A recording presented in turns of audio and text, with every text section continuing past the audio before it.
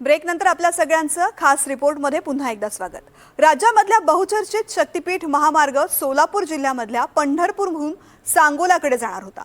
सांगोल्यामध्ये मोजणी झाली, डाम रोवले गेले, पण आता या मार्गामध्ये नवा ट्विस्ट आलेला आहे। मुख्यमंत्र्यांनी विधानसभेमध्ये केलेल्या घोषणेनंतर आता सांगोल्यातले शेतकरी आक्रमक झालेत। नक्की काय आहे सांगोल्यातील शक्तीपीठ महामार्गाचा हा ट्विस्ट, पाहूयात।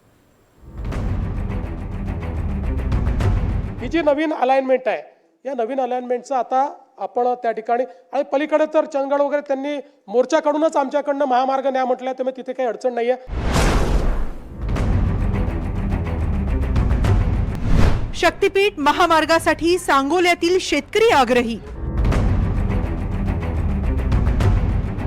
कोल्हापूर सांगलीचा विरोध, सांगोलाकर मात्र आक्रमक।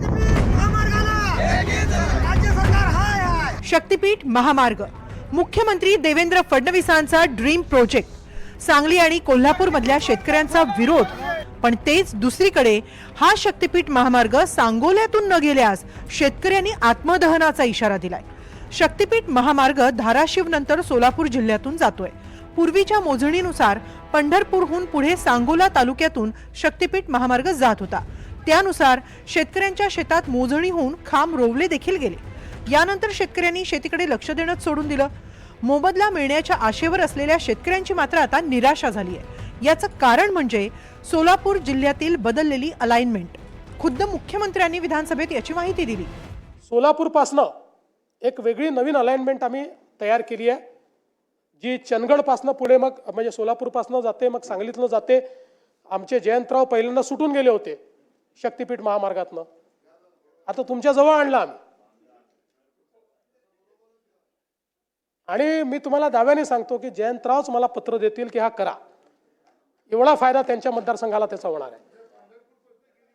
पंढरपूर जवळून आहे, एकदम पंढरपूर जवळून। त्यामुळे आता आधीचं तर आपलं जवळपास जॉईंट मेजरमेंटही झालेलं आहे, त्याचं ॲक्विजिशन आपण चालू करतोय। ही जी नवीन अलाइनमेंट आहे, या नवीन अलाइनमेंटचा आता आपण त्या ठिकाणी आणि पलीकडे तर चंदगड वगैरे त्यांनी मोर्चा काढूनच आमच्याकडनं महामार्ग न्या म्हटलं, त्यामुळे तिथे काही अडचण नाहीये। सोलापूर जिल्ह्यातील आरेखन बदललं, यामध्ये सांगोला तालुका वगळल्याची माहिती पुढे येते आणि त्यामुळे सांगोल्यातील शेतकरी आता आक्रमक झालाय। सांगोल्यातील इंडस्ट्री कॉरिडॉर आणि शेतपिकाला चालना मिळेल, त्यामुळे शक्तीपीठ गरजेचं आहे अशी मागणी करत शेतकऱ्यांनी थेट आत्मदहनाचा इशाराही दिलाय। शक्तीपीठ महामार्ग दुसऱ्या तालुक्यातून येण्याचा जो प्रयत्न नाट्यास धरलेला आहे, तो कुठंतर थांबला पाहिजे। कारण यामुळं आमचं गेली 2 वर्ष झालं कुठल्याही प्रकारचं उत्पन्न त्या शेतातनं निघलेलं नाही। शेतकरी आमचा कर्जबाजारी झालेला आहे।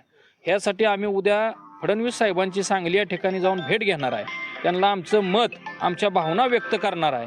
सांगोला तालुका हा शक्तीपीठमध्ये आला पाहिजे, याबाबत आम्ही आमचे नेते यांना भेटणार आहे। त्यांचे सगळं मार्गदर्शन घेऊन आम्ही पुढच्या वाटचाल करणार आहे।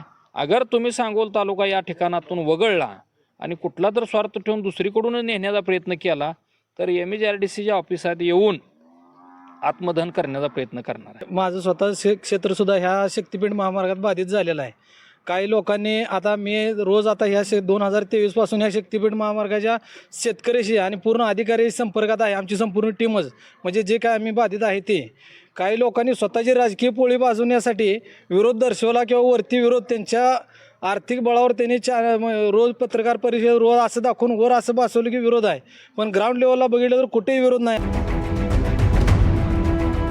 एकीकडे सांगोल्यातील शेतकरी शक्तीपीठासाठी आग्रही आहेत, दुसरीकडे कोल्हापूर आणि सांगली जिल्ह्यातील शेतकऱ्यांनी शक्तीपीठाला विरोध केला। त्यामुळे कोल्हापूर आणि सांगलीमधून शक्तीपीठाचा मार्ग बदलला गेला। याचाच परिणाम सोलापूर जिल्ह्यातील सांगोला तालुक्यावर होतोय। सांगली कोल्हापूरमध्ये मार्ग बदलला गेल्यानं सोलापूरमध्येही नवीन मार्ग तयार होतोय। त्यामुळे गेल्या 2 वर्षांपासून शक्तीपीठाच्या प्रतीक्षेत असणाऱ्या शेतकरी मात्र हवालदिल झाले। त्यामुळे सरकारी योजनांमध्ये शक्तीपीठासारख्या महत्त्वपूर्ण योजनेबाबत कभी खुशी कभी गम अशीच अवस्था सध्या तरी दिसून येते। देवेंद्र फडणवीस यांनी विधानसभेच्या पटलावरती आज एक माहिती सांगितलेली आहे, ती म्हणजे शक्तीपीठ महामार्गाची जी अलाइनमेंट आहे सोलापूरपासून पुढे सिंदूरपर्यंत ही बदलण्यात येणार आहे। फडणवीसांना 1.5 वर्षानंतर हे उशिरा सुचलेलं शहाणपण आहे। त्यांनी सांगताना हे सांगितलं की रत्नागिरी नागपूर हा उपलब्ध हायवे पॅरल आहे आणि नव्या त्या अलाइनमेंटची तिथं गरज नाही आहे। आम्ही हे 1.5 वर्ष सांगतोय। फडणवीसांना सामान्य नागरिकाला देखील बसमध्ये जाताना हे दिसतं फडणवीसांना ते दीड वर्ष का दिसलं नसेल? तर आता हा जर तर्क फडणवीसांनी मान्य केला तर उरलेल्या विदर्भ आणि मराठवाड्यात देखील फडणवीसांनी आता त्याचा अभ्यास केला पाहिजे. शक्तीपीठ महामार्ग नागपूर ते गोवा असा जोडला जाणार आहे. महामार्गाच्या फायद्यापेक्षा जास्त महामार्गाला होणाऱ्या विरोधावरूनच शक्तीपीठ महामार्गाची जास्त चर्चा झाली आहे. आता मुख्यमंत्री देवेंद्र फडणवीस आपला ड्रीम प्रोजेक्ट पूर्ण करण्यासाठी गणित कशी जोडणार हे महत्त्वाचं. संकेत कुलकर्णी, NDTV मराठी, सोलापूर.